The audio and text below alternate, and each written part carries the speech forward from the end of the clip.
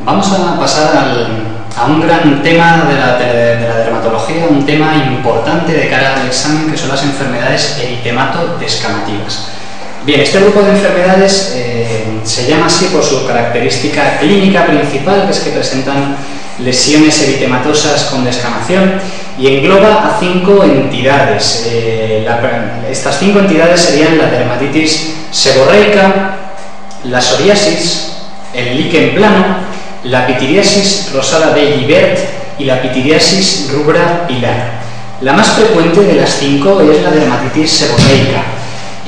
La pitiriasis rubra pilaris es una entidad poco frecuente y poco importante de cara al examen, por lo que no vamos a comentar nada.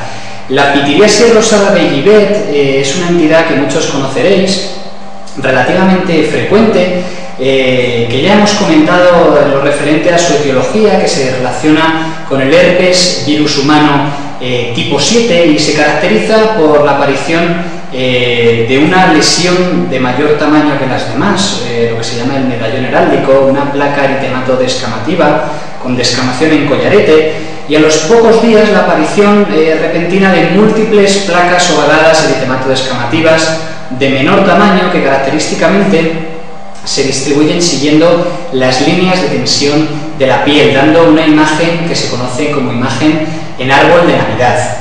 La pitiriasis rosada de Guibert es una entidad autolimitada que dura aproximadamente 6 a 8 semanas. Es un cuadro banal que no requiere absolutamente ningún tratamiento y cura sin dejar cicatriz. Por lo tanto, nos quedan 2 enfermedades eritemato-descamativas por conocer, que son las que vamos a profundizar más, que serían el líquen plano y la psoriasis. Bien, un poco vamos a hacer diferencias al principio entre estas 2 entidades para aclarar conceptos básicos. Lo referente a las lesiones elementales, el líquen plano se caracteriza porque su lesión elemental predominante son las pápulas, que son las lesiones elementales de contenido sólido con relieve menores de 1 centímetro. La psoriasis, sin embargo, se caracteriza por presentar placas eritemato-descamativas en superficies de extensión, pero son lesiones de mayor tamaño, son placas. La segunda diferencia sería en lo relativo a la distribución de las lesiones. El líquen plano se describen clásicamente como lesiones en forma de pápulas que pican mucho en región de muñecas, región anterior de codos, es decir, superficies de flexión. Sin embargo, la psoriasis ya hemos dicho que se describe sobre todo en zonas como codos, rodillas, nalgas, es decir, superficies de extensión. Bueno, la siguiente diferencia sería que la psoriasis es muy raro y como tal está descrito en los libros que pique, es decir, la psoriasis no pica. A priori en el examen os van a describir la psoriasis como una enfermedad no pruriginosa, al contrario que el líquen plano, que es una enfermedad que pica mucho y así os la van a describir como una patología muy pruriginosa. La siguiente diferencia sería en lo relativo a la afectación de las mucosas. La psoriasis es rarísimo que afecte a las mucosas, vamos a decir que solo el 1% de la psoriasis va a afectar a las mucosas, por lo tanto podemos decir que es raro que afecte a mucosas. Sin embargo, el líquen plano es muy frecuente que produzca afectación mucosa. Prácticamente 2 de cada 3 pacientes tienen afectada la mucosa oral en el líquen plano, que es la que más frecuentemente se afecta. La afectación mucosa del líquen plano podemos distinguir principalmente 2 tipos, aunque hay varios más, los más importantes son 2 tipos.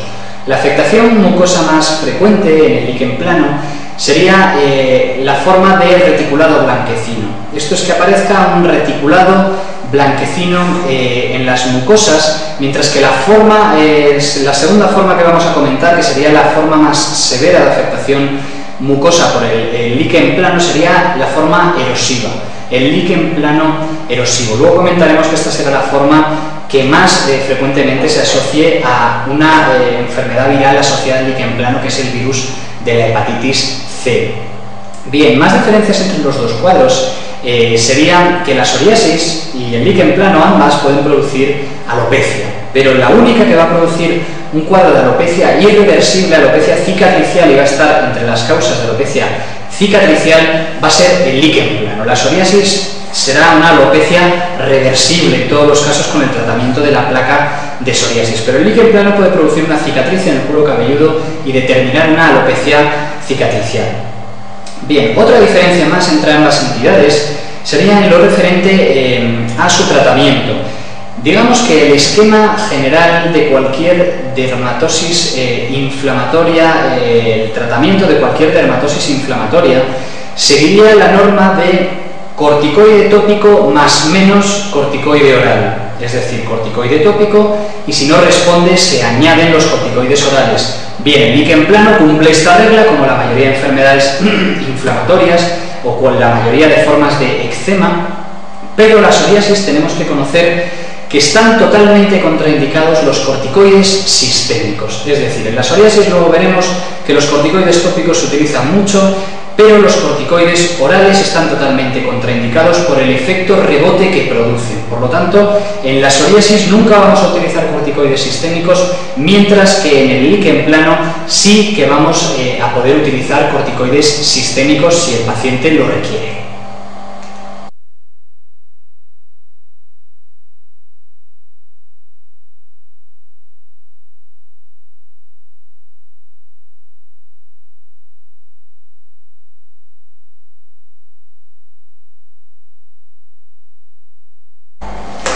Continuando con las diferencias entre ambas entidades, líquen plano y psoriasis, vamos a hacer referencia a una parte de ambas entidades que es complicada de entender, complicada de explicar, que es probablemente la parte más difícil de toda la dermatología que os voy a explicar, que es la parte de la histología de ambas entidades.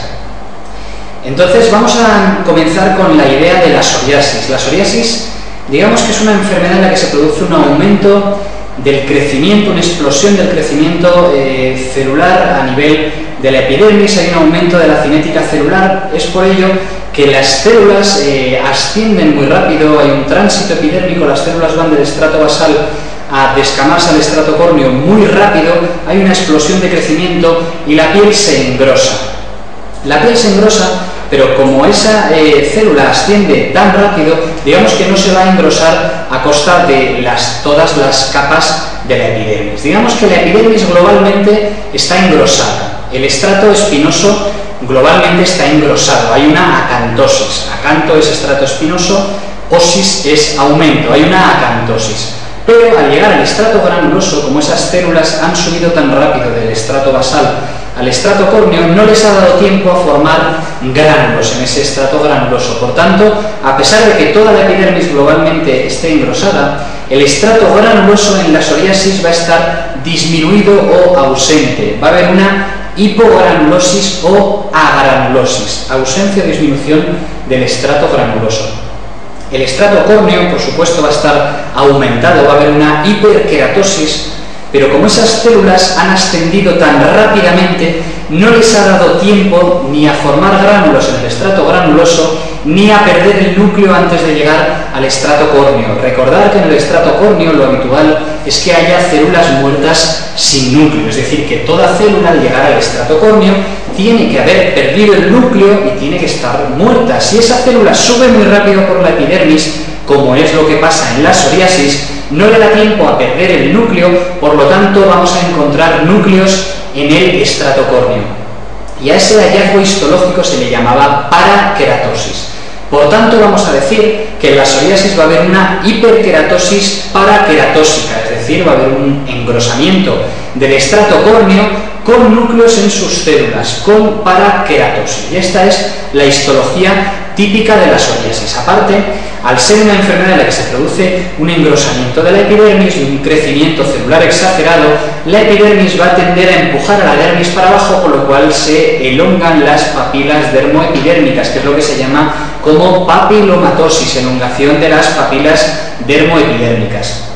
Aparte, al ser una enfermedad considerada autoinmune, pueden formarse acúmulos de leucocitos a diferentes niveles de la epidermis, que es lo que se llama como microabscesos de Munro-Chaburot o pústulas espongiformes de Koch. Por tanto, resumiendo, en la psoriasis hay un aumento de la cinética celular, un aumento del crecimiento de las células, suben para arriba muy rápido y hay un engrosamiento de la epidermis globalmente, con un engrosamiento del estrato espinoso y del estrato córneo, pero una disminución del estrato granuloso, dato muy importante, una disminución o ausencia del estrato granuloso. Estrato granuloso disminuido o ausente, hipo o agranulosis, dato que será diferencial con el líquen plano. El otro dato histológico muy importante de psoriasis será la presencia de los núcleos de las células en el estrato córneo, que se denomina paraqueratosis. Por tanto, en psoriasis habrá papilomatosis, acantosis, hipogranulosis y una hiperkeratosis paraqueratósica.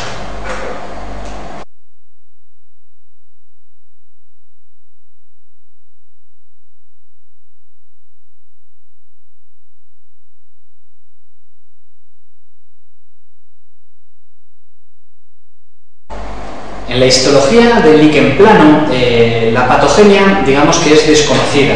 No se caracteriza por la explosión de crecimiento celular como en la psoriasis, y la base, el núcleo de todo el proceso patogénico del líquen plano se cree que está a nivel de la unión dermoepidérmica, lo que se llama la interfase dermoepidérmica. Aquí es donde se encuentra en la histología un infiltrado inflamatorio muy intenso que se llama, al encontrar ese infiltrado, se denomina una dermatitis de interfase, de la interfase dermoepidérmica, y es una inflamación tan importante que hace que las células basales, mediante un mecanismo de defensa, se hinchen con vacuolas, que es lo que se llama la degeneración vacuolar o hidrópica de la capa basal. Por lo tanto, el hallazgo histológico típico del líquen plano va a ser una dermatitis de interfase con una degeneración hidrópica o vacuolar de la capa basal. Esto no significa otra cosa más que hay un infiltrado inflamatorio muy intenso a nivel de la interfase dermoepidérmica que hace que las células basales se hinchen con vacuolas. Bien, esas células basales, aparte,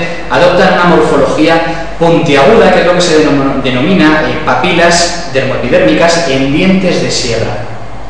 Debido a esta intensa inflamación, ocasionalmente alguna célula basal sufre un proceso de apoptosis, produciendo lo que se denomina cuerpo apoptótico de Chibat, que es un hallazgo histológico también típico del líquen plano. El resto de alteraciones histológicas de la epidermis del líquen plano son secundarias a este proceso inflamatorio y van a determinarse de manera muy sencilla por un engrosamiento global de todas las capas de la epidermis, es decir, va a haber una acantosis, engrosamiento del estrato espinoso, va a haber una hipergranulosis, un aumento de la capa granulosa a diferencia de la psoriasis, va a haber en el líquen plano un engrosamiento de la capa córnea como la psoriasis, pero a diferencia de la psoriasis, este engrosamiento de la capa córnea no va a tener núcleos en sus células, es decir, va a ser una hiperkeratosis no paraqueratósica, por tanto una hiperkeratosis que se denomina ortoqueratósica.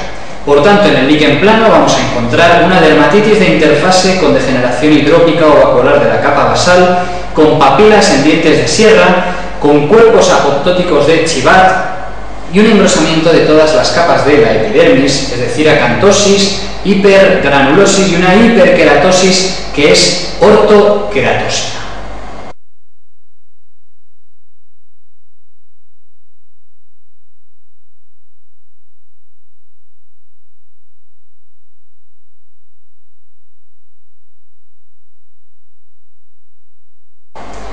Vamos a proceder al estudio por separado de cada entidad, líquen plano y psoriasis, de manera un poco más detallada, ya que son estas las enfermedades eritematoescamativas más preguntadas y más rentables. Empezamos por el líquen plano.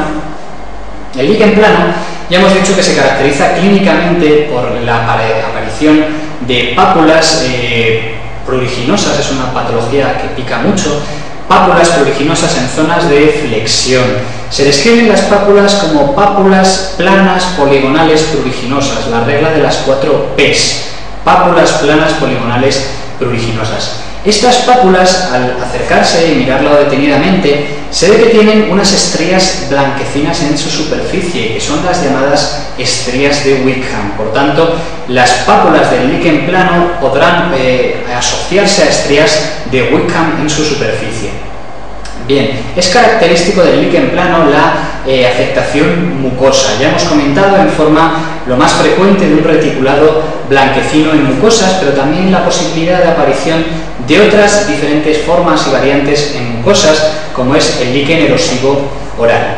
En lo que respecta a las asociaciones del líquen plano, tenéis que conocer que es muy típica la asociación con el virus de la hepatitis C, y en muchos pacientes puede ser la forma de debut un líquen plano severo, un líquen plano resistente a tratamientos, normalmente la forma erosiva, la forma en que se diagnostique un virus de la hepatitis C, y se aconseja descartar esta infección mediante serología en los pacientes con líquen plano. Bien, hay una serie de variantes de líquen plano muy específicas, de las cuales digamos que la variante más frecuente es el líquen plano que estamos comentando, que es la variante papular, pero que luego hay otras muchas variantes que no son, digamos, importantes, excepto dos de ellas que os voy a comentar. Una sería la variante clínica de líquen plano conocida como líquen plano hipertrófico. Se caracteriza por lesiones de mayor tamaño, por pápulas verrucosas de predominio en miembros inferiores, en las piernas, sobre todo en los tobillos, y se cree que es secundario al rascado intenso de estas lesiones por los pacientes. Variante clínica del líquen plano hipertrófico con localización en las piernas y lesiones de mayor tamaño. La otra forma clínica que os quiero comentar es la variante de líquen plano pilar o folicular. El líquen plano pilar o folicular es una forma de afectación del líquen plano del cuero cabelludo, de los folículos pilosos, y es esta variante de líquen plano la que puede producir y determinar una destrucción irreversible del folículo piloso, es decir, es causa de alopecia cicatricial, y como tal la vamos a incluir entre las causas de alopecia cicatricial. Por tanto, recordar, el líquen plano pilar, a diferencia de la psoriasis, es causa de alopecia cicatricial. Bien, ya en lo referente al tratamiento del líquen plano, se puede englobar con el resumen de tratamiento de las dermatosis inflamatorias: corticoide tópico más menos corticoide oral, formas leves, corticoide tópico, y clínica, tratamiento de la clínica, es decir, si hay picor, antihistamínicos orales, y si la forma es más severa o más extensa, se hacen ciclos cortos de corticoides sistémicos, a diferencia de la psoriasis, que están contraindicados. En caso de no responder a estos ciclos de corticoides, ya se pasarían a otros tratamientos, como puede ser el acitretino, la ciclosporina o la fototerapia.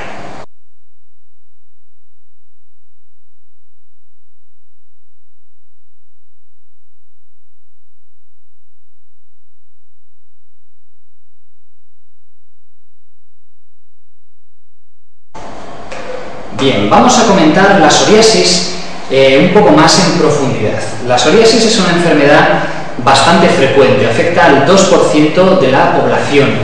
Tiene una herencia poligénica que se asocia al HLA-CW6. La regla mnemotécnica sería, en vez de psoriasis, psoriasis, para acordarse de este tipo de HLA.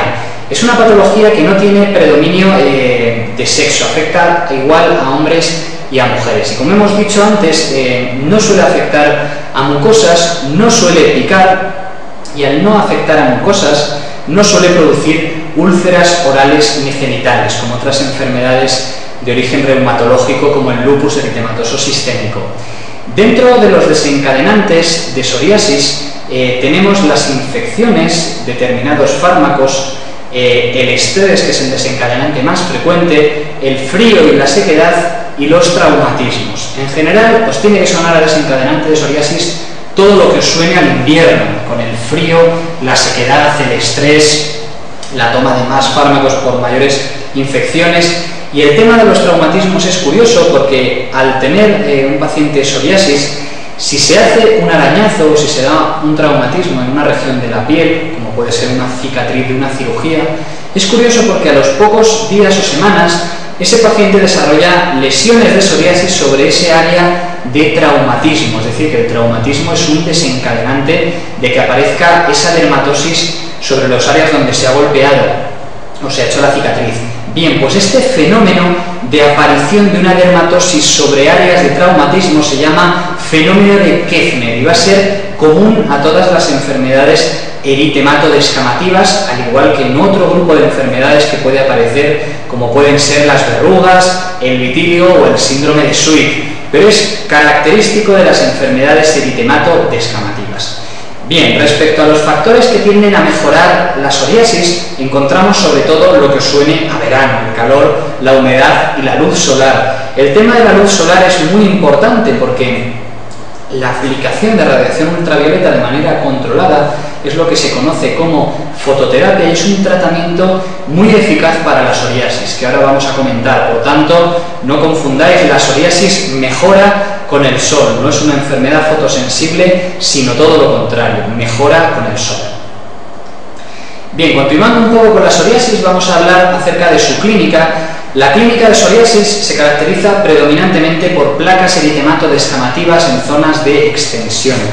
Esto es la forma clínica más frecuente de psoriasis, que es la psoriasis en placas. Aparte, hay otras formas que se consideran leves o leves moderadas. La primera de ellas sería la psoriasis en gotas. Se llama en gotas porque las lesiones que aparecen, que también son placas eritematodeescamativas, serían de menor tamaño, lesiones de menor tamaño que semejan las gotas de líquido, de aparición en el tronco de un paciente que suele ser un paciente en edad infantil o en la adolescencia. Y es característico que previo a la aparición de este brote el paciente haya tenido una faringitis por Streptococcus pyogenes, es decir, es característico el antecedente epidemiológico en el examen de una faringitis estreptocócica y a las 2 o 3 semanas la aparición más o menos abrupta de múltiples placas eritematodeescamativas circulares de pequeño tamaño en el tronco de un niño. Este es el cuadro clínico típico de una psoriasis en gotas. Se dice que es la forma clínica de mejor pronóstico de psoriasis porque muchos de estos pacientes se curan de este brote de psoriasis en gotas y ya luego no desarrollan una psoriasis en placas. Bien. La otra forma que comentábamos como leve moderada sería la psoriasis invertida y se denomina así a la aparición de placas eritematosas en zonas de flexión, que no es lo típico de la psoriasis, sino que sería justo la forma invertida a la forma clásica de psoriasis en placas, y es por ello que se llama psoriasis invertida. Esta entidad suele aparecer en pacientes ya diagnosticados de psoriasis en placas, por lo que es sencillo hacer su diagnóstico. Psoriasis invertida, otra forma leve moderada.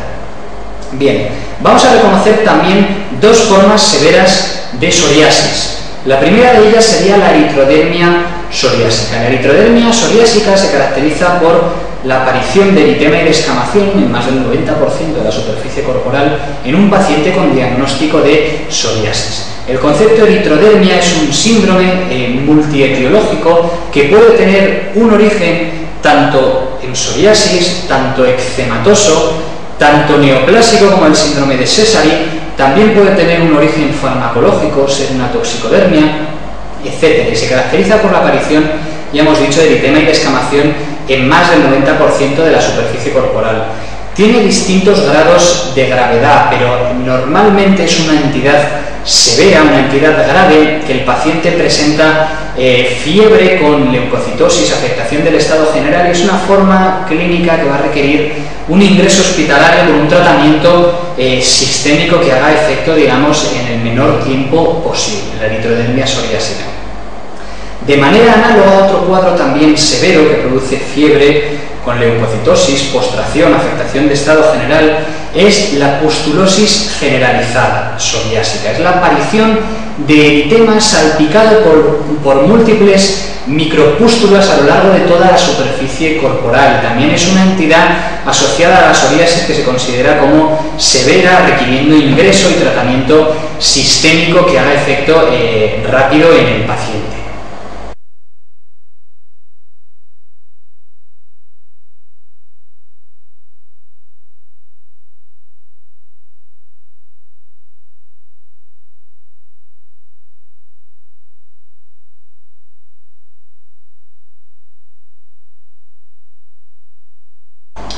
Continuando con la clínica de la psoriasis, tenéis que recordar que la psoriasis es una entidad que puede asociar otros dos tipos de afectación aparte de la propiamente cutánea. El primero de ellos es la afectación articular. Hay un subgrupo de pacientes, estimado entre el 5 y el 10% de los que tienen psoriasis cutánea, que asocia un determinado tipo de afectación articular muy específico, que se engloba en lo conocido como artropatía psoriásica, que es una entidad bien conocida que se explicará en reumatología y que es una afectación que puede alterar la calidad de vida de los pacientes. Suele asociarse a formas extensas o formas severas de psoriasis y es lo que puede determinar una afectación muy importante de la calidad de vida de estos pacientes.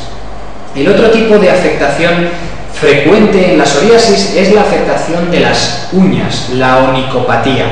Y como estamos estudiando todo de cara al examen, vamos a diferenciar entre la forma más frecuente de onicopatía psoriásica y la forma más típica o característica de onicopatía psoriásica. Bien, la forma más frecuente de onicopatía psoriásica, por si os preguntaran, es lo que se conoce como piqueteado de la lámina ungueal o pitting de la lámina ungueal. Se caracteriza por la aparición de depresiones puntiformes sobre las láminas ungueales, como si te hubieran golpeado con un alfiler en todas las uñas. Esto es la manifestación ungueal más frecuente en los pacientes con psoriasis.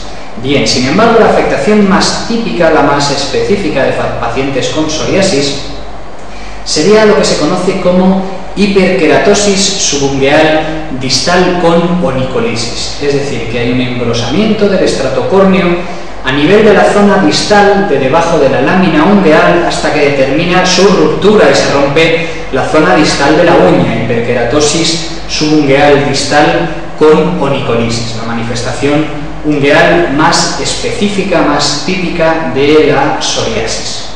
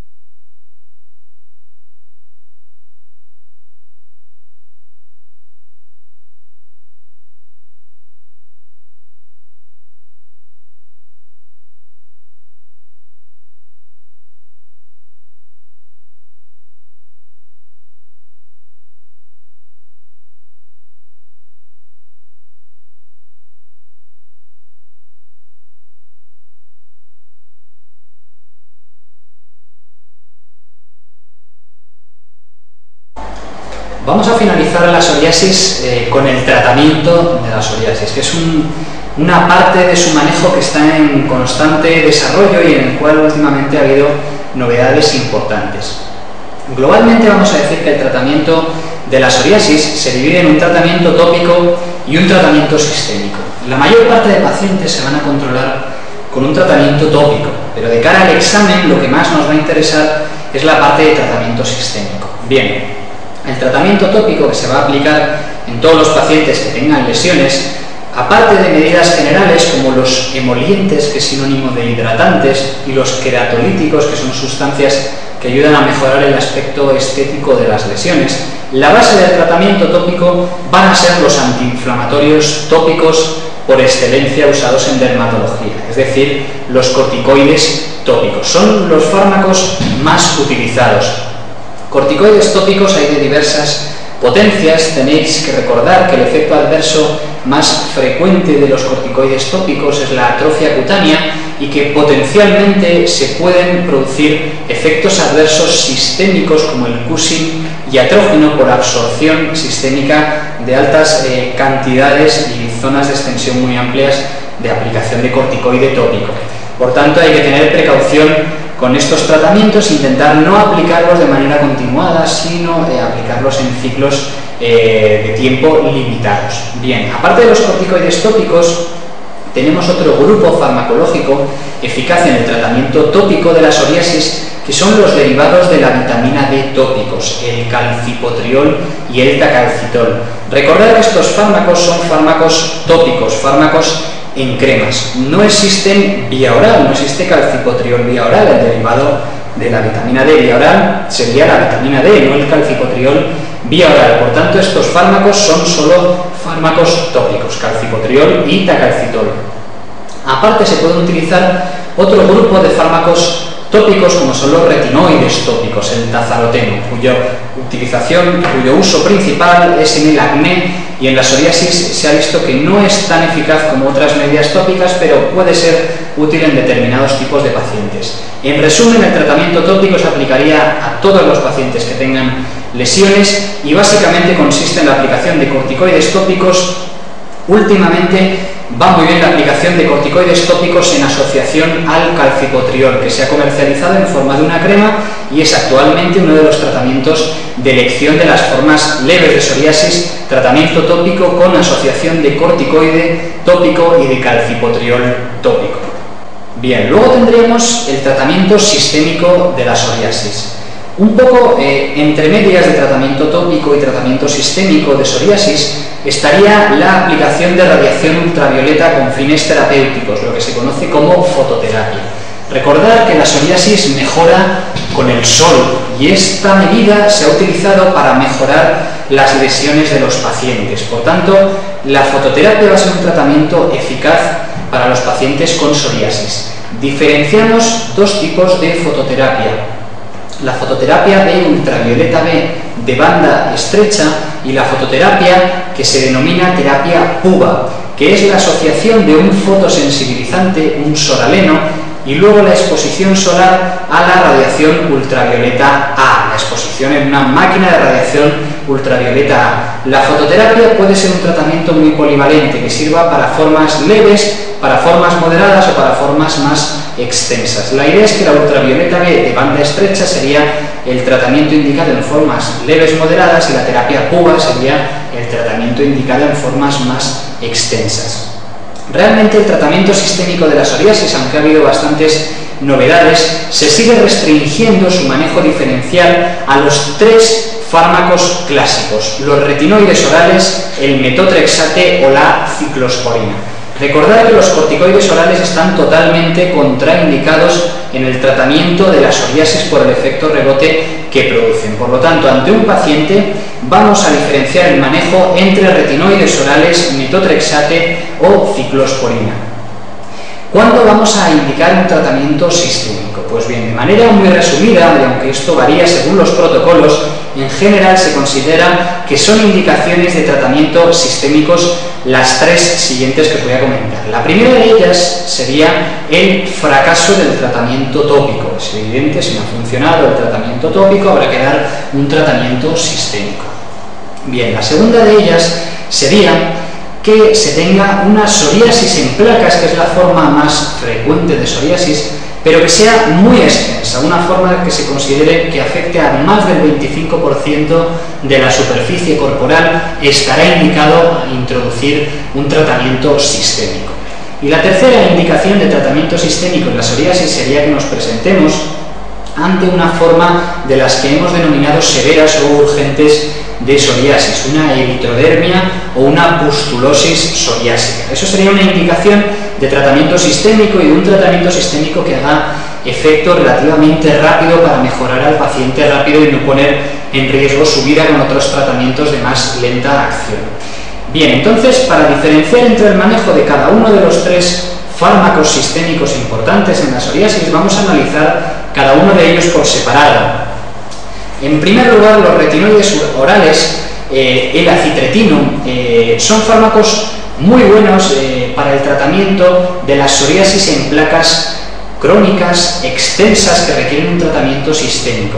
Es un fármaco que requiere un tiempo para hacer efecto, no tiene un efecto rápido, y es un fármaco que tiene principalmente dos efectos adversos. El primero de ellos es la hepatotoxicidad, son fármacos hepatotóxicos, pero el efecto adverso más importante que limita su uso en las condiciones que os voy a comentar es su teratogenia. Son fármacos tremendamente teratogénicos, y el problema de ello es que son fármacos que, además de ser teratogénicos, son muy lipofílicos, y al ser lipofílicos se acumulan en la grasa. Todo lo que se acumule en la grasa en el organismo tarda mucho en ser eliminado. Todo fármaco que sea muy lipofílico tarda mucho en ser posteriormente eliminado del organismo.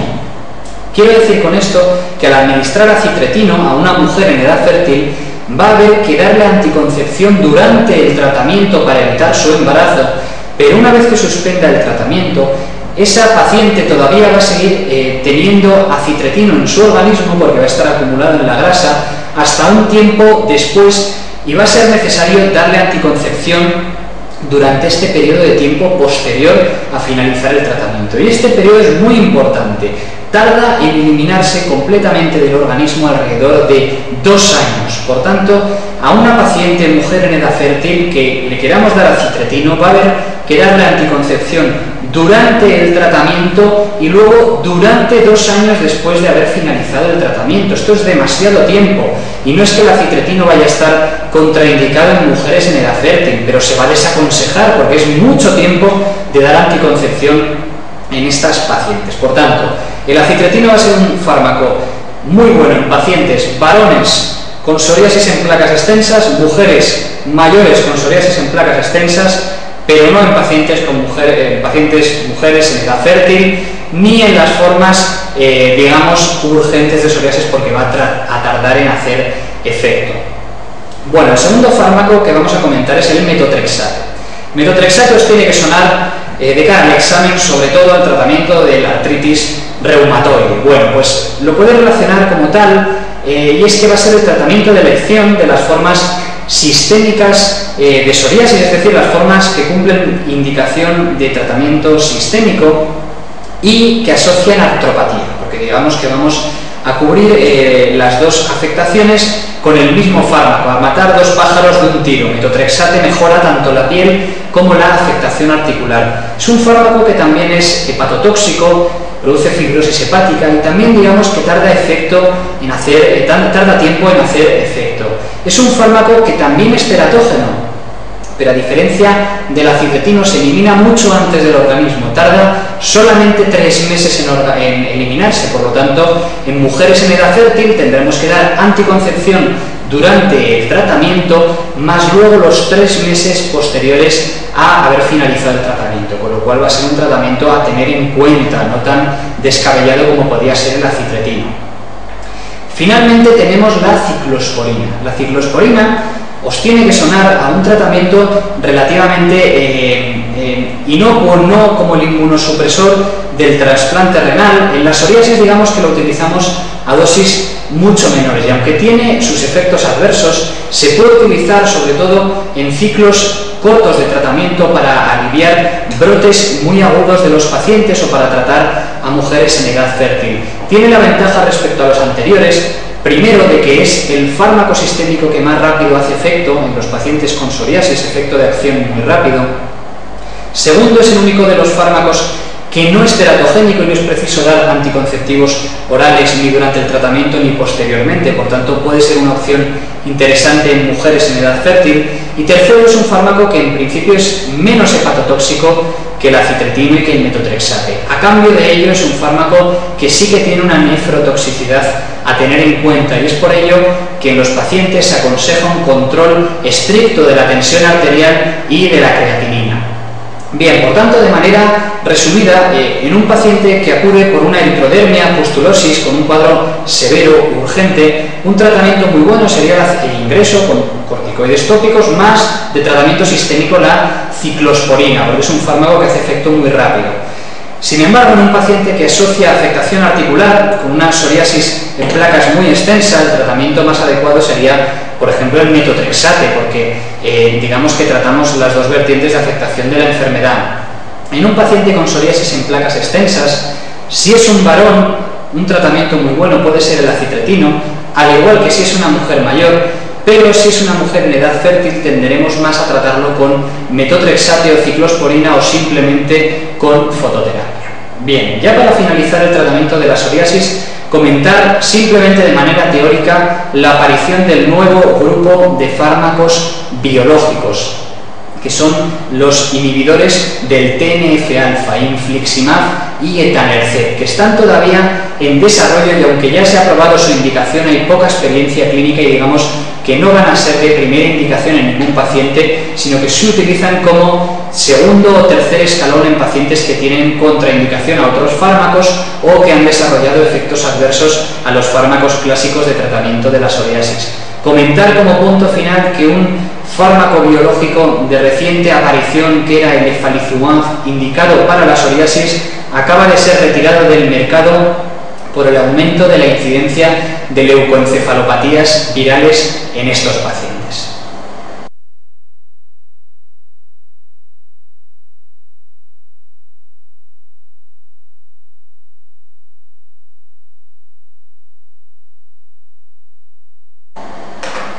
Vamos a comentar ahora algunas preguntas referentes al tema de las enfermedades eritematodeescamativas. Vamos a comenzar por la pregunta 131 del test. Nos comentan un varón de 17 años que presenta en el transcurso de 2 o 3 días múltiples placas eritematosas circulares de pequeño tamaño, con descamación blanquecina, distribuidas por el tronco y extremidades. Como antecedente, la madre refiere un cuadro de faringitis hace 2 semanas que ha sido tratado con amoxicilina clavulánico. Nos pregunta acerca del diagnóstico. Bien, esta es la típica presentación clínica de una psoriasis en gotas o psoriasis butata, que es la opción número 4, que es la opción verdadera. Recordar, por ejemplo, como diagnósticos diferenciales, en la opción 1, la sífilis secundaria, tendríamos que pensar en ella ante el antecedente de una relación sexual de riesgo, el antecedente de una úlcera genital previa no tratada y sobre todo en lo referente a la morfología del exantema. Es típico que la sífilis secundaria produzca afectación de palmas y plantas, al contrario que la psoriasis en gotas. En lo referente a la opción 2, no parece esta entidad una pitiriasis rosada de Gibert, porque la pitiriasis rosada de Gibert suele tener una lesión previa de mayor tamaño a todas las demás, que es lo que se denomina medallón heráldico. Y es más, luego el resto de lesiones suele tener una distribución siguiendo las líneas de tensión de la piel, cosa que no nos describen en el caso clínico. El resto de las opciones, digamos que son entidades que tampoco tenéis que conocer, la pitiriasis leconoide y una toxicodermia de tipo exantema morbidiforme tiene una distribución totalmente distinta a la que nos cuentan en el caso clínico. Por tanto, el diagnóstico sería la opción 4, psoriasis en gotas.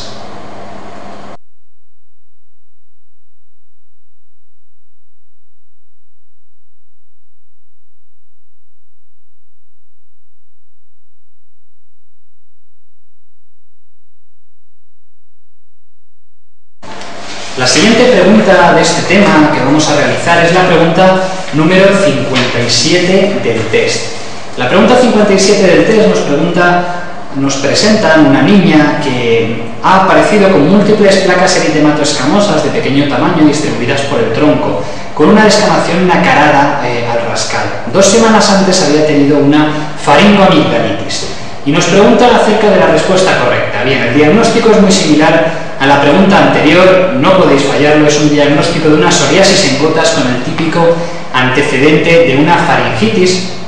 Y en las respuestas, la primera nos indica que probablemente tenga afectación articular. Bien, esto es falso. Es una forma de buen pronóstico la psoriasis en gotas. Probablemente no tenga afectación articular. La artropatía psoriásica se asocia a las formas más extensas y a las formas de peor pronóstico de psoriasis. Por tanto, probablemente no tenga afectación articular. 2. Las lesiones en mucosas son frecuentes. Esta opción también es falsa, porque las lesiones en mucosas son muy infrecuentes, son prácticamente nulas en la psoriasis. Por tanto, vamos a decir que esta opción es completamente falsa. Las lesiones en mucosas son muy raras. La opción 3. No suelen existir factores desencadenantes. Bien, esto también es falso. De hecho, tenemos un factor desencadenante típico de la psoriasis en gotas, que es la faringoamigdalitis previa. Por tanto, esta opción también es falsa. La respuesta número 4 es la verdadera, y es que tiene muy buen pronóstico. La psoriasis en gotas es la forma de psoriasis que mejor pronóstico tiene, porque en muchos pacientes muchas veces es un brote autolimitado y luego no desarrollan ningún tipo de forma de psoriasis, ni psoriasis en placas, ni psoriasis pustulosa, ni electrodermia psoriásica. La opción 5 dice que debe tratarse con terapéutica oral. Bueno, vamos a considerar esta opción como falsa, porque en el caso que nos presentan de una niña con psoriasis en gotas, probablemente sea suficiente el tratamiento tópico, no cumple criterio de tratamiento sistémico, por tanto, probablemente solo con el tratamiento tópico sea suficiente. Por tanto, la pregunta 57, la opción correcta es la opción número 4.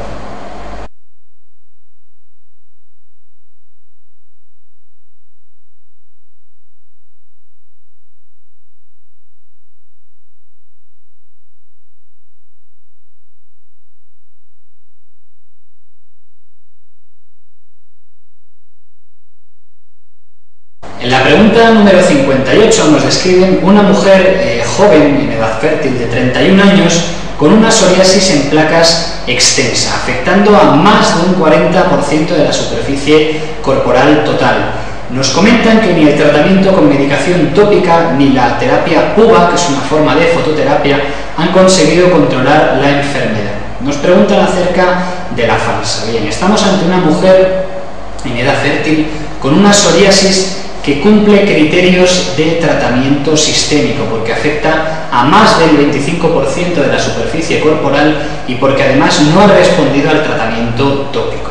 Vamos a ver las opciones y a buscar la falsa. La 1, el acitretino no debe emplearse sin acompañarse simultáneamente de anticoncepción debido a su prolongada teratogenicida. Esto es completamente correcto. Es por ello que se desaconseja el uso de acitretino en mujeres en edad fértil, por la necesidad de tratar a estas pacientes con largos periodos de tiempo de anticonceptivos orales. La opción 2 dice que en estos casos la isotretinoína oral es igual de efectiva que el acitretino. Esta es la opción falsa. La isotretinoína oral en la psoriasis no tiene ninguna aplicación. Es un retinoide oral, pero de mucha menor potencia que el acitretino, que no es eficaz en las placas de psoriasis. Tenéis que recordar la isotretinoína como el fármaco indicado en formas graves de acné, que ya veremos en su tema, pero no en el tema de la psoriasis, que el indicado es el acitretino. Por tanto, esta es la opción falsa, la opción número 2. La opción 3 comenta que el metotrexate puede ser una buena opción terapéutica si la función hepática de la paciente es normal.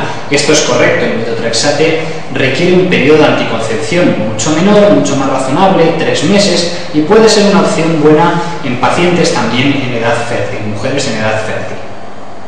La 4 comenta que la ciclosporina será el fármaco que más rápidamente consiga el control del brote. Esto es correcto y es muy importante. Ante un paciente con una forma muy urgente que requiere un tratamiento que haga efecto rápido, ese tratamiento indicado será la ciclosporina, que es el tratamiento que más rápidamente controla el brote. Finalmente, la opción 5 comenta que el metotrexate obliga a mantener los anticonceptivos hasta 12 semanas, es decir, 3 meses, después de terminar el tratamiento. Esto es correcto, ya lo hemos comentado, no os confundáis con el acitretino, que requiere un periodo de anticoncepción posterior de 2 años. En este caso es de 3 meses con el metotrexate. Por tanto, la respuesta en la pregunta número 58 sería la respuesta número 2.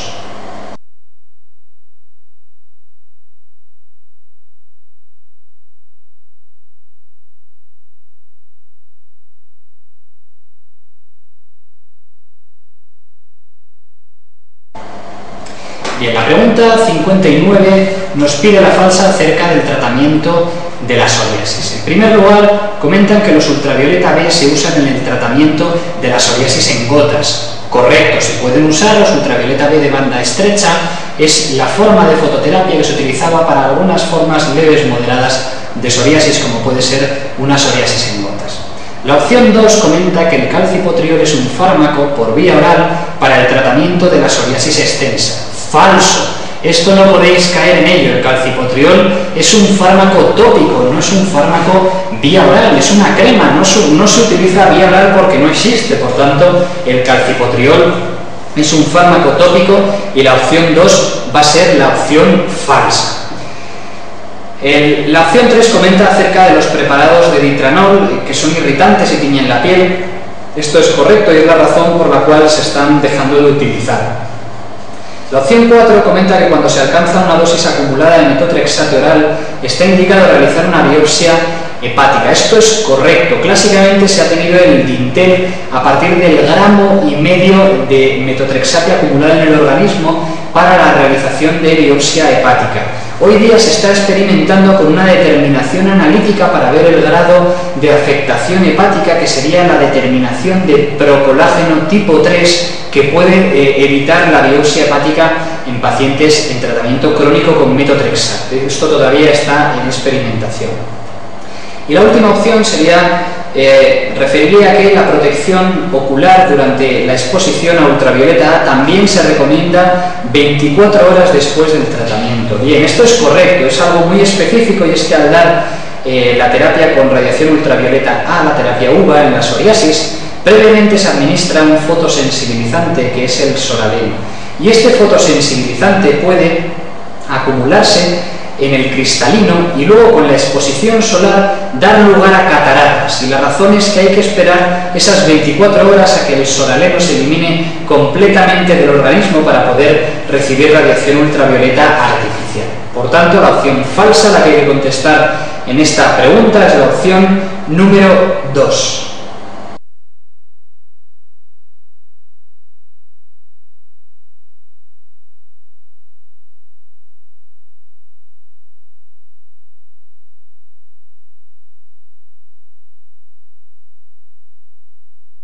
Bien, la pregunta número 60 nos presenta una mujer de 18 años, modelo de profesión, con antecedentes de psoriasis, y nos cuenta que desde hace 2 meses tiene lesiones de psoriasis, eritemato, descamativas, distribuidas por la práctica totalidad de la superficie corporal. Encima ha sido tratada con corticoides tópicos sin aparente mejora. Por tanto, es una mujer que tiene una psoriasis extensa, que está en edad fértil, que cumple de sobra criterios de tratamiento sistémico, es decir, tiene lesiones en más del 25% de la superficie corporal y encima no ha respondido a tratamiento tópico. Y nos pide la opción terapéutica más adecuada. En la opción 1 dice que pautaría isotretinoína oral en dosis de 2 miligramos de kilo de peso. Bien, esto es totalmente falso. Ya hemos comentado que la isotretinoína no tiene eficacia en el tratamiento de la psoriasis, por lo tanto no la vamos a utilizar. La opción 2 dice que recomendaría el tratamiento con ciclosporina vigilando estrechamente la presión arterial. Esta opción suena muy bien y de hecho es la opción correcta, porque en una chica en edad fértil el tratamiento, uno de los tratamientos más indicados sería la ciclosporina, porque no requiere anticoncepción. En segundo lugar sería el metotrexate, porque el periodo de anticoncepción es muy razonable después del tratamiento, son solo 3 meses. Y además en esta opción cuida mucho de afirmar que vigilarías estrechamente los efectos adversos de la ciclosporina, principalmente la nefrotoxicidad, vigilando la tensión arterial. Por tanto, esta opción suena muy bien y es la opción correcta. Recomendarías el tratamiento con ciclosporina vigilando sus efectos adversos nefrotóxicos, es decir, la tensión arterial. Bien, la opción 3 diría que probarías el uso de calcipotriol oral vigilando el desarrollo de hipercalcemia. Nuevamente, no caigáis, el calcipotriol oral no existe, es un fármaco tópico, por tanto, nunca lo vamos a dar. La opción 4 dice que continuarías otros 2 meses con tratamiento corticoideo tópico. Bueno, no hay ninguna razón si la paciente no ha respondido a ese tratamiento corticoideo tópico, alargar 2 meses más este tratamiento. Y la 5 diría que pasarías a la administración de corticoides orales. No caigáis tampoco, totalmente falso, en una psoriasis está contraindicado el tratamiento con corticoides orales. Por tanto, la opción correcta en esta pregunta número 60 sería la opción número 2.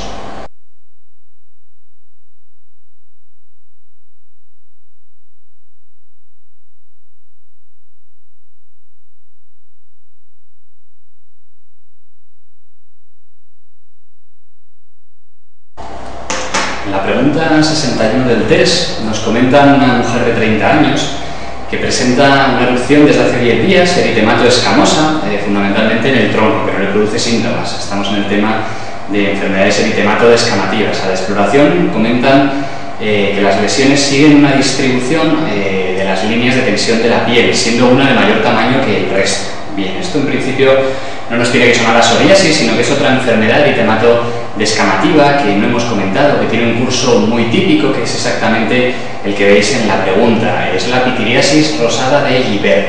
Es una erupción eritemato-descamativa que consiste en la aparición de una lesión de mayor tamaño que las demás, llamada medallón heráldico, y posteriormente la aparición de múltiples lesiones ovoideas eritemato-descamativas que característicamente siguen las líneas de tensión de la piel, adoptando una distribución característica en árbol de Navidad.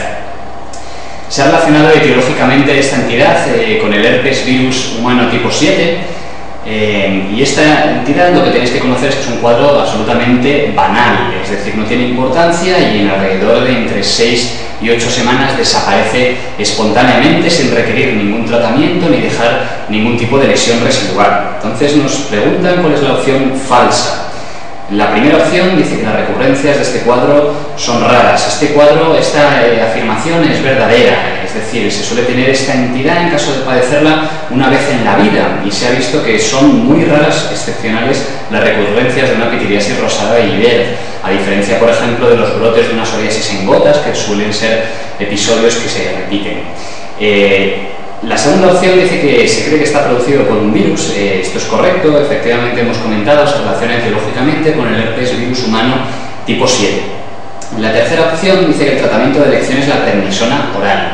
Bien, esto es absolutamente falso, no requiere ningún tratamiento y en caso de poner algún tratamiento sería algún tratamiento tópico, sintomático, o en todo caso un tratamiento para el picor si es que lo produce, en forma de antihistamínicos orales, pero en ningún caso vamos a poner un tratamiento potente como sería la prednisona oral. Fijaros que si dudáis del diagnóstico en esta pregunta, con una psoriasis, también sería la falsa la opción 3, con toda seguridad, es decir, nunca vamos a poner corticoides orales, prednisona oral a una psoriasis, es una regla de oro, están totalmente contraindicados los corticoides orales. Bien, en el caso de la pregunta, la opción 4 dice que las lesiones pueden salir durante 6 o 8 semanas, esto es correcto, suele tener una duración de 2 meses y es a partir de entonces cuando el cuadro remite. Y la opción 5, que también es verdadera, las lesiones van a curar sin dejar cicatriz ni ninguna alteración de la pigmentación. Por tanto, en la pregunta 61, el diagnóstico es una pitiriasis rosada de Guibert y la opción falsa es la 3, porque no requiere ningún tratamiento.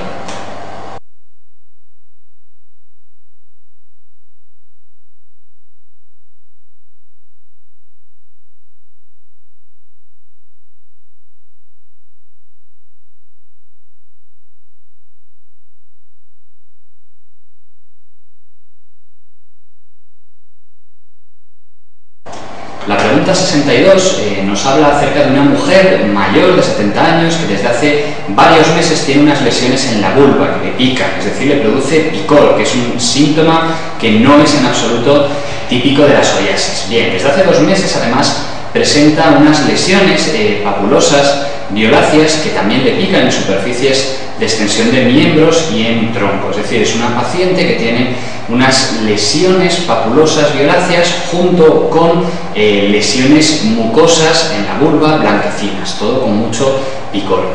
Esta entidad es un líquen plano, asociando lesiones cutáneas y lesiones de mucosas. Acordaros que no es nada frecuente en la psoriasis, todo lo contrario, es excepcional que afecte a mucosas, al contrario que el líquen plano, en que la afectación mucosa es muy frecuente, incluso 2/3 partes de los pacientes asocian afectación mucosa. En esta pregunta nos piden la respuesta correcta. La opción 1 dice que es recomendable la extirpación de las lesiones mucosas. Bien, esto es falso, es incorrecto. Cuando una paciente o un paciente tiene lesiones mucosas, está indicado tratarle, no extirpárselas. Vamos a intentar primero tratar esas lesiones mucosas. Habitualmente el tratamiento se realiza con corticoides tópicos. Por tanto, esta opción es falsa. La opción 2 dice que se debe solicitar una serología luética. Bien, esta opción también no tiene por qué ser así, por tanto vamos a decir que es falsa.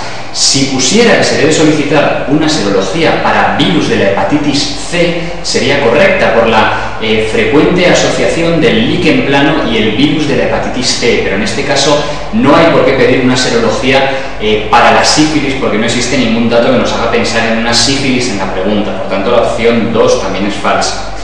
La opción 3, el presente caso puede requerir corticoides orales. Bien, esta opción es la verdadera.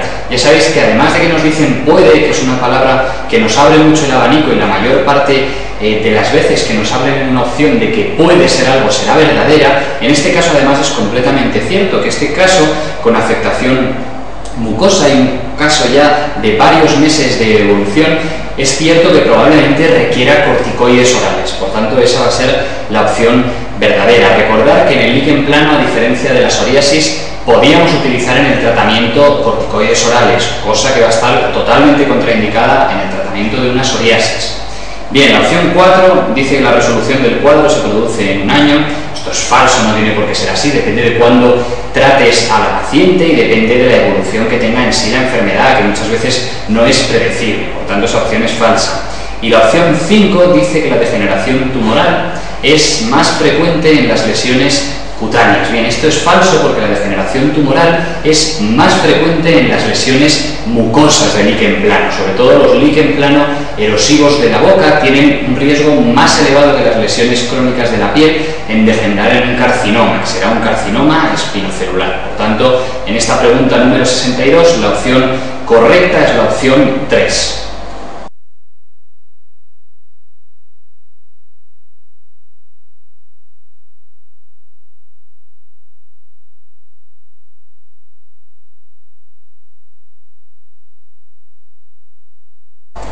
La pregunta 63 nos comenta una mujer joven de 27 años que presenta en el tercio posterior de la mucosa geniana un fino reticulado blanquecino que le ocasiona molestias esporádicas y además presenta alguna pápula violácea que le pica en las superficies de flexión de las extremidades. Bien, este caso clínico nos tiene que orientar a un diagnóstico de líquen plano, ya que tiene las típicas lesiones cutáneas en forma de pápulas violáceas que pican en zonas de flexión y además asocia la forma de afectación mucosa más frecuente del líquen plano, que es el reticulado blanquecino. Bien, nos piden la opción falsa en relación al líquen plano.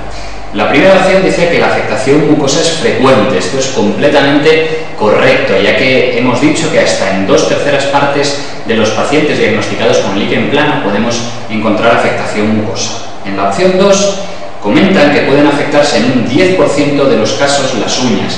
Esta opción también es correcta. Puede haber una afectación ungueal que, a pesar de ser mucho menos frecuente que en la psoriasis, lo podemos encontrar hasta en 1 de cada 10 pacientes. Una afectación ungueal muy típica del líquen plano es el conocido como pterygium ungueal.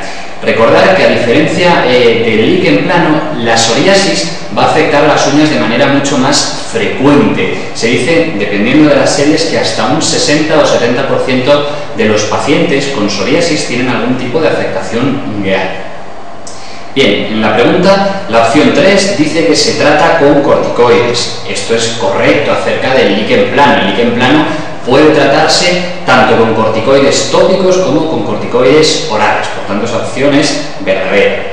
La opción 4 comenta que los retinoides no se muestran eficaces en este proceso. Bien, esta opción es la falsa, porque hay un retinoide oral, que es el acitretino, que sí que se puede mostrar eficaz en casos muy resistentes de líquen plano y de hecho puede tener algún uso en su tratamiento, por tanto esta opción sería la falsa. Sí que se pueden utilizar los retinoides orales en caso de líquen plano que sean resistentes a otros tratamientos como sean los corticoides orales. Por tanto, recordar que el acitretino, que es un fármaco muy utilizado en el tratamiento sistémico de la psoriasis, también puede emplearse y mejora determinados casos de líquen plano. Por tanto, esta opción 4 sería la falsa. Y bien, en la opción 5 dice que debe solicitarse una serología hepática. Esto es correcto, recordar por la frecuente asociación del líquen plano y el virus de la hepatitis C. Por tanto, en esta pregunta número 63, la opción falsa sería la opción 4.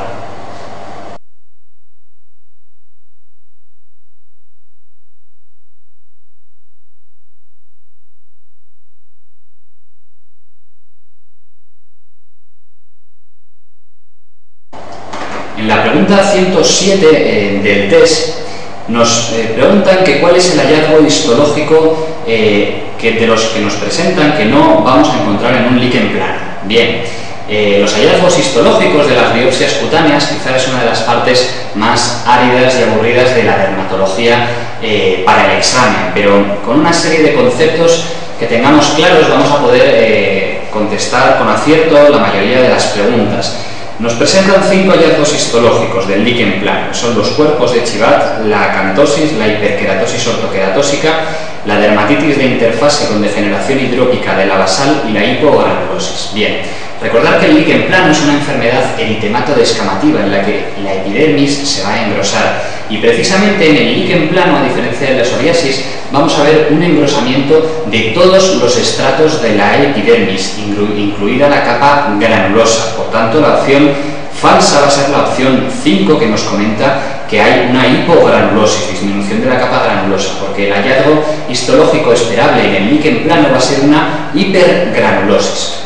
Recordad que en el líquen plano se produce una inflamación a nivel de la unión dermoepidérmica, es el núcleo inflamatorio de la histología del líquen plano.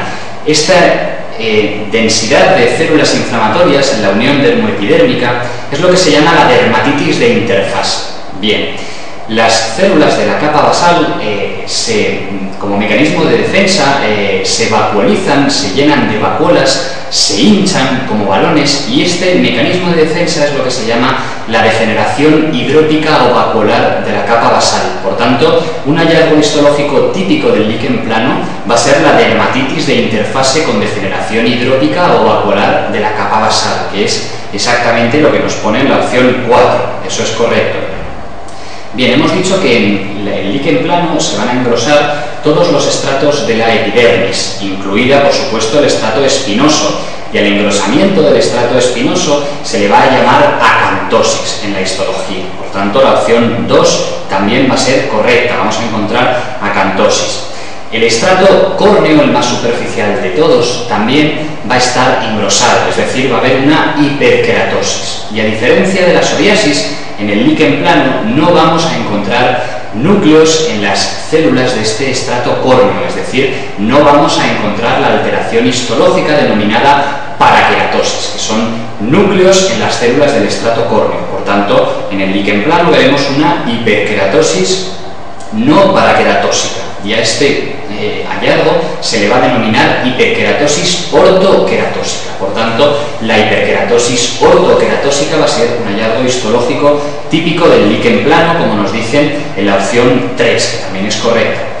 Finalmente, en la opción 1 nos comentan los cuerpos de Chibat. Esto no es otra cosa que unos cuerpos apoptóticos que derivan de la muerte selectiva de determinadas células basales. Debido a la gran inflamación que se produce a nivel de la interfase dermoepidérmica, hay algunas células que derivan en apoptosis y muerte celular, y a estas cuerpos apoptóticos es lo que se llaman cuerpos de Chibat y también es un hallazgo histológico típico del líquen plano. Por tanto, en la pregunta 107, el único hallazgo que nos describen que no vamos a encontrar en un líquen plano es la disminución de la capa granulosa, la hipogranulosis, que es la opción número 5.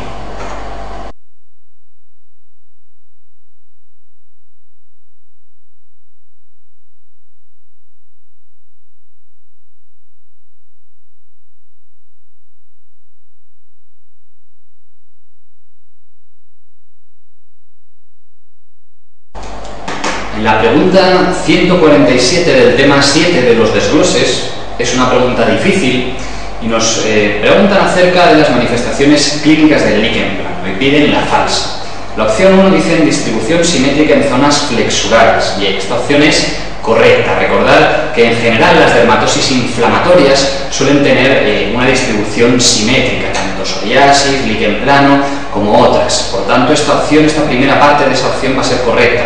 Y recordar que es típico del líquen plano que afecte a zonas de flexión, la cara anterior de muñecas, cara anterior de codos, a diferencia de la psoriasis, que es característico que afecte a zonas de extensión, como pueden ser los codos, las rodillas o las nalgas.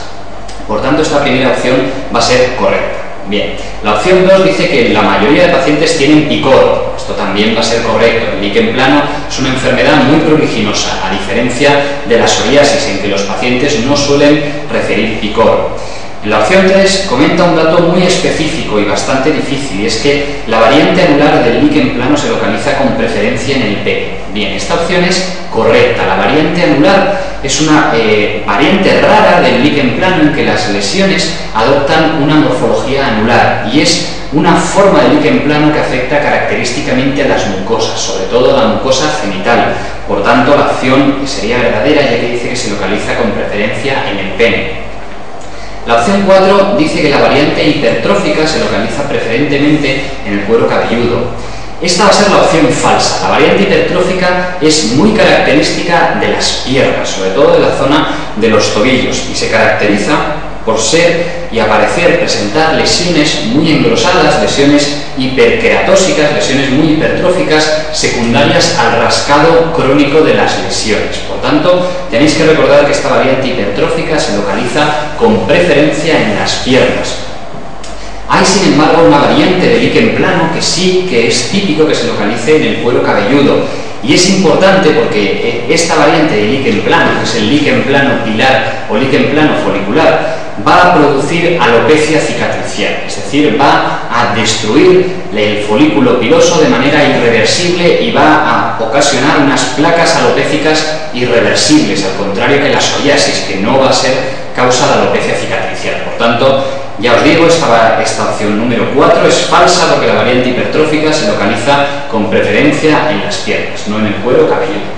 Bien, y la opción 5, que también es verdadera, comenta que la afectación mucosa oral aparece en 2/3 partes de los pacientes. Esto es correcto. Recordar que en el líquen plano, a diferencia de la psoriasis, es muy frecuente la afectación mucosa. Por tanto, en la pregunta 147, la opción falsa sería la opción número 4.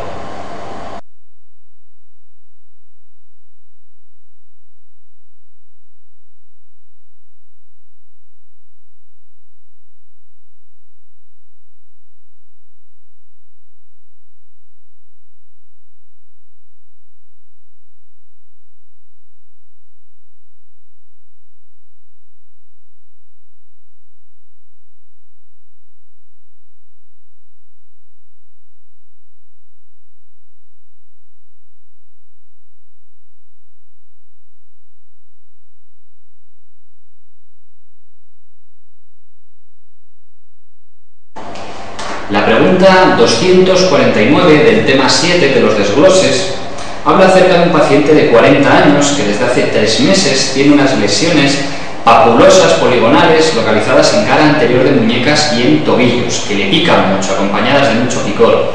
En el estudio histopatológico se demuestra una dermatitis de interfase con degeneración papular de las células basales. Nos piden diagnóstico. Bien, esta pregunta no la podéis fallar, la podemos diagnosticar diagnosticar mediante la clínica, ya que es una clínica típica de líquen plano, con esas lesiones papulosas, violáceas en zonas de flexión, típicamente en muñecas y en tobillos, y además nos dan un dato histológico característico del líquen plano, que es la dermatitis de interfase con degeneración hidrópica o vacuolar de la capa basal. Por tanto, no hay ninguna duda, la opción verdadera sería la opción número 4, el líquen plano.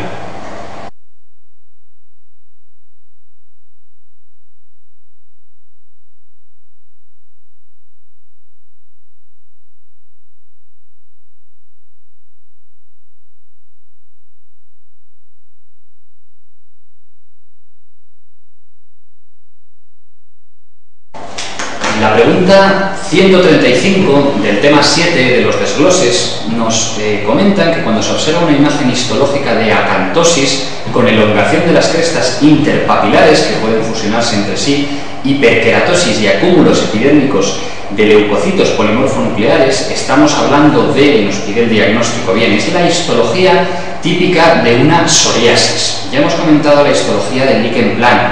La psoriasis se produce en un aumento del crecimiento celular, una aceleración de ese crecimiento, y las células crecen y se desplazan de manera muy rápida desde el estrato basal hasta el estrato córneo.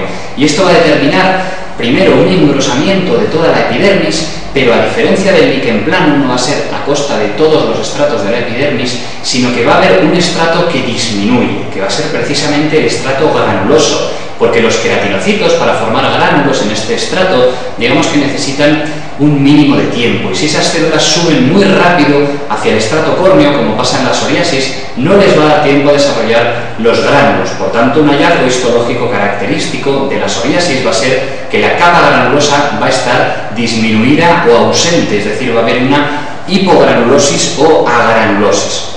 Bien, en este caso ese dato no nos lo dan. El que sí nos dan es el de engrosamiento del estrato espinoso, como es común en todas las enfermedades eritematodo-descamativas, es decir, una acantosis.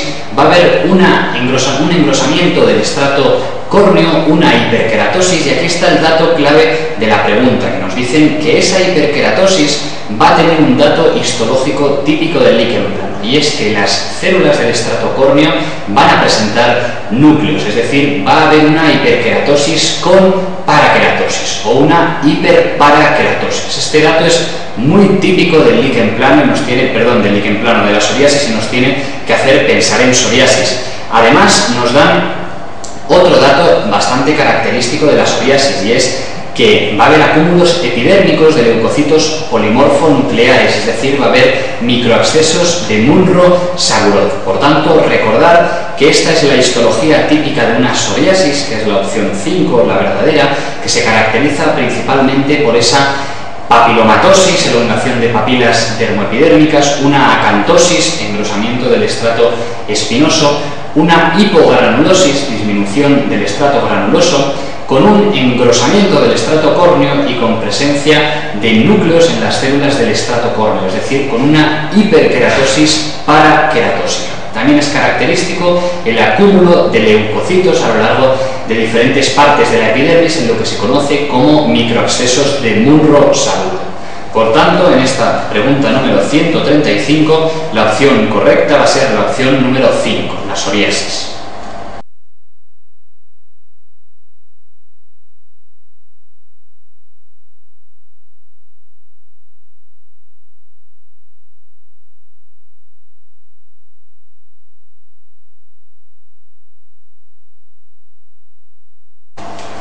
En la pregunta 133 del tema 7 de desgloses nos comentan una enferma de 40 años que consulta porque desde hace unos meses le han aparecido pápulas poligonales de color violáceo en la cara anterior de muñecas que le pican intensamente, y además presenta lesiones en la mucosa oral de aspecto reticulado blanquecino, y nos preguntan acerca del diagnóstico.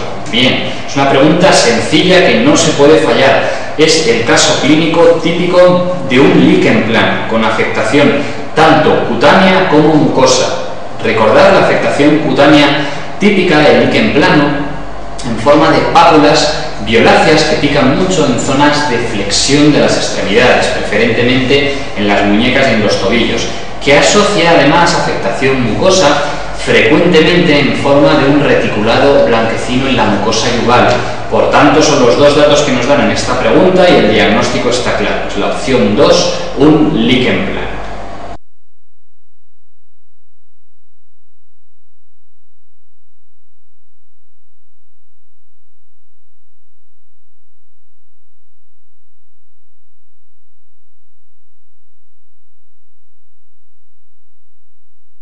La pregunta 129 del tema 7 de los desgloses nos dicen que cuál de los siguientes procesos está absolutamente contraindicado el etretinato.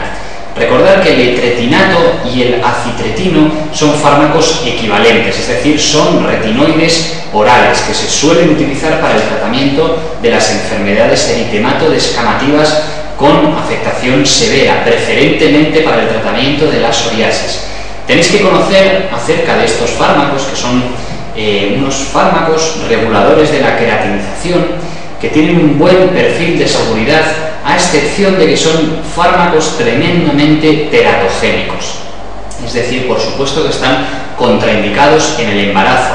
Pero es más, estos fármacos son muy lipofílicos, por lo tanto se van a acumular en la grasa y van a tardar en ser eliminados del organismo. Por tanto, tenemos que tener la precaución de, al administrar este fármaco en toda mujer en edad fértil, acompañarlo de anticoncepción oral. Pero es más, una vez suspendido el fármaco, este va a tardar un determinado tiempo en ser eliminado completamente del organismo por esta acumulación que se produce en la grasa, por ser muy lipofílico. Por tanto, tendremos que mantener la anticoncepción oral durante un periodo de tiempo posterior al haber suspendido el tratamiento, y este periodo de tiempo es importante conocerlo de cara al examen. En el caso del acitretino va a ser de 2 años, al contrario que el otro retinoide oral, importante en dermatología, utilizado para el tratamiento del acné, la isotretinoína, en que el periodo de anticoncepción requerido una vez suspendido el tratamiento va a ser solamente de 1 mes, pero recordad que el acitretino son 2 años. Bien, en este caso nos pedían que en cuál de los siguientes procesos está contraindicado el etretinato: inmunosupresión, diabetes, obesidad, embarazo o hipertensión. Está claro que la opción correcta, la opción en que debemos evitar absolutamente el etretinato o acitretino, va a ser la opción número 4, el embarazo, porque son fármacos completamente y absolutamente teratogénicos.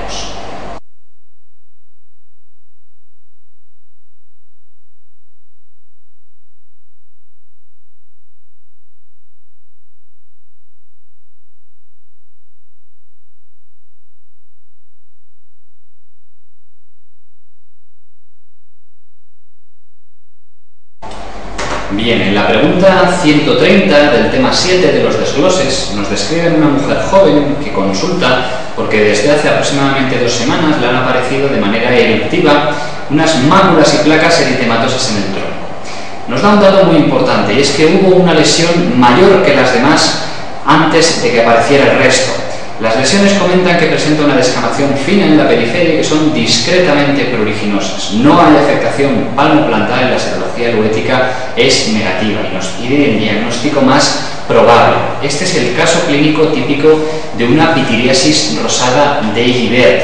Recordad que este cuadro característicamente primero ocasiona una lesión de mayor tamaño que las demás, llamada medallón heráldico, y ya posteriormente aparecen el resto de lesiones en forma de pequeñas placas eritemato-descamativas de morfología ovoidea que siguen las líneas de tensión de la piel, produciendo una distribución típica que se describe como en árbol de Navidad. Recordad que esta entidad no produce afectación palmoplantar, a diferencia de otros cuadros como puede ser una sífilis secundaria. Por tanto, ese dato que nos dan de que no existe afectación palmoplantar nos viene a confirmar el siguiente dato que pone en esa frase, y es que la serología para sífilis es negativa. Por tanto, el diagnóstico de esta pregunta número 130 es la opción número 4, la pitiriasis rosada.